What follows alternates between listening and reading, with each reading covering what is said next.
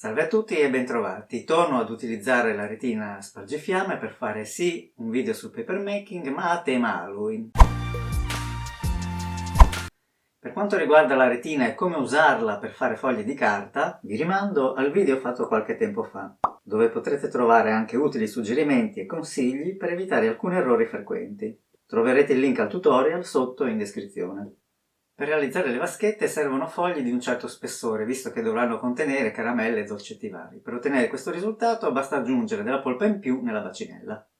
Per fare i cestini di Halloween ho scelto due colori classici, nero e arancione. I fogli neri li ho ottenuti mescolando assieme carta bianca riciclata e tovaglioli neri. Per i fogli arancioni invece ho usato carta colorata riciclata rossa e arancione, più la solita carta bianca, e anche tovaglioli arancioni. Si parte con il cartamodello che conviene realizzare se avete intenzione di farne molte di queste vaschette. Altrimenti, se ve ne serve una soltanto, vi converrà disegnare le linee direttamente sul foglio. Queste che vedete sono le dimensioni che ho scelto io. Nel disegno sono segnate le parti da tagliare e quelle da piegare. Ecco un foglio già piegato e tagliato. La vaschetta si costruisce molto facilmente in questo modo. Le ali che finiscono all'interno andranno ovviamente incollate.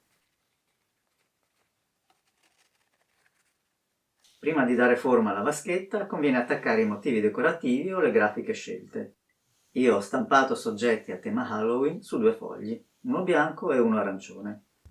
Con forbice e taglierino e con una certa dose di pazienza ho ritagliato tutto.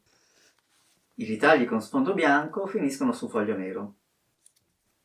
Quando incollate fate attenzione al verso del foglio e all'orientamento dei ritagli. Tenete presente come sarà il cestino quando diventerà tridimensionale. Incollo tutti i ritagli con della colla stick.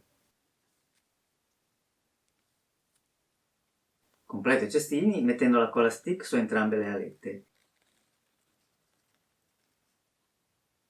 E della colla acetovinilica solo sui bordi del lato frontale, per ottenere un incollaggio più compatto.